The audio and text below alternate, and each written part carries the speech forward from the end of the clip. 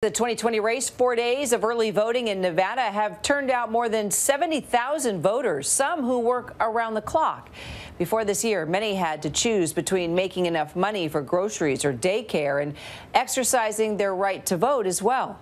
Rachel Scott spent the week in Nevada taking a look at how shift workers are hoping to make their voices heard in the race for the White House. Las Vegas, the nightlife, the glitz, the glamour, drawing millions of visitors each year to this entertainment capital of Nevada. But what happens in Vegas happens because of tens of thousands of casino workers, hotel housekeepers, and kitchen staff who toil behind the scenes. Shift workers who live outside the glare of the bright neon lights. On a quiet street, just a few minutes drive from the Strip, we met Alicia Sosa. Well, it's going to be another beautiful day, boy. A cocktail waitress at a top hotel resort who typically works the graveyard shift. You want some juice, boy? You sure you don't want none? No, I'm good. 22 years ago, she arrived from Texas trying to provide for a family on $6 an hour, paying for health care out of her own pocket. And when that wasn't cutting it, she picked up a second job. One time she said, Mom, can you just please stay home with me? Do you have to go to work? I never let my children see the struggle that we were facing. Never. Because it was my struggle, not theirs. And you wanted to be strong for them? Yes. That's why I had to get 2 jobs in order so we can eat. It's a reality that's all too common for shift workers in this state, and why so many look to unions to drive change. They're just not members. We're family. When we go strong for everyone. The economy is on the up for most Americans. 53% in our latest polls say they are holding steady financially. But not everyone has thrived in the past 3 years. I believe strongly 1 job should be enough. Do you feel like, some of the conversations in Washington, some of the politicians forget about people like you that are working to make ends meet and working to provide a better future for their family? I do. I mean, we all wish we could have a silver spoon in our mouth born, but we're not. We're just a working middle class, just to try to make ends meet.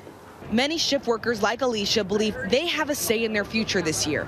And that's thanks to Nevada for instituting for the first time early voting ahead of the caucuses. Well, I'm glad you came down. I'm glad too. For 4 days this week, more than 70,000 voters lined up at dozens of polling locations across the state. This polling location actually closed an hour ago. People are still in line. It actually stretches around the corner. Some of the folks at the front said they have been waiting here for 3 hours. I asked, why is it worth it? Well, they say caucusing is too difficult, and this year, there's just too much at stake. In past election cycles, turning out to caucus for some meant more in child care or less in pay. You want to vote, or you want to work another 8 hours so you can eat? Master cook John Walter has worked in Vegas for 30 years. Currently, he's on a 6 a.m. to 2 p.m. swing shift.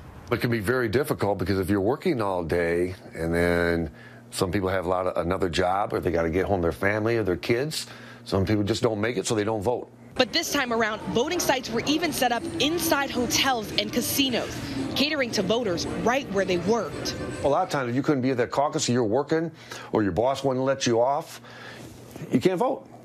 So now there's no excuses. There's not 1 day early voting. There's 4 days here in a row. So that's a beautiful thing. The number one issue for John in casting his vote, keeping his union health care. I had double knee surgery in August. My copay was less than $300. I just had a shot a couple months ago for my knees, $2,000 for each shot, $30 copay. If I didn't have that, I'd be bankrupt. I want everybody to have health care, but to leave us alone. We fought very hard to have what we have, and there's been people been on strike for this, and don't mess with our stuff. With so many shift workers, the unions that support them are a powerful political muscle in Nevada. Oh, the chicken come. This lady. The Culinary Workers Union is one of the most influential in town. 60,000 members and the largest immigration organization in the state. Their headquarters transforming into an early voting location, members staffing a phone bank. To remind you that the early voting for the Nevada caucus started Saturday. Soy Celia Vargas, le estamos llamando de la Unión. I'm just kind of going down my list here and calling everybody to see if they're willing to come down to vote early. How many calls are you looking to knock out today? Gosh, I've already done 40. Early voting here in Nevada has expanded the number of people able to participate in the caucus process. And for Alicia Sosa, heading off for another busy shift at work, every vote counts. So many people have turned out to early vote. And what does that mean? What it means to me is, as I tell my coworkers, even if there's one vote, that's one voice, at least it's heard. And Rachel, no doubt important voices to hear. Great piece. You've been there all week talking to a lot of people. Let's start with the Culinary Union. Usually it endorses a candidate, and this time around they didn't. So what kind of message are they sending to their members? Exactly, Kira. The Culinary Union has decided to sit this one out when it comes to endorsing a candidate, but they have made it clear that they are endorsing their goals. And one thing that they have been very vocal about is health care. They do not want to see their health care benefits that they have fought years for on the bargaining table this election cycle. Some union members have been very vocal against Senator Bernie Sanders' Medicare for All plan, and I had a chance to catch up with Senator Bernie Sanders. He was marching with his supporters to an early voting location, and I asked him if he was concerned about losing this critical union support. 60,000 members are a part of the Culinary Union. He told me he is not worried about losing any momentum, pointing to the very large crowd size that turned out for him on that day. But the lack of endorsement from this union really did come as a shock in this race, especially for some of the candidates who really needed a boost, like former Vice President Joe Biden, who has been pitching this union over the last few months. And he really did need some momentum after those two lackluster finishes in Iowa and New Hampshire, Kira. Well, you've actually talked to all the candidates. How do you think that they're feeling less than 24 hours from the vote in Nevada?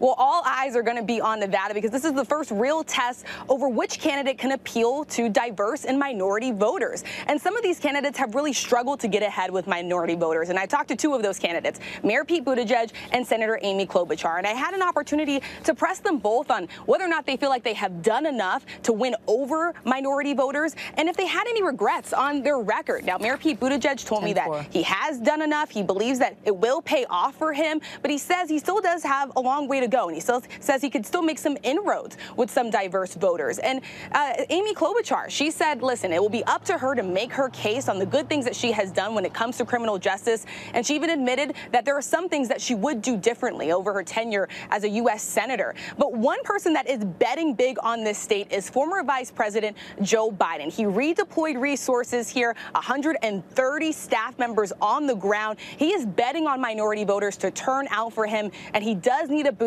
after those finishes in Iowa and New Hampshire, Kira.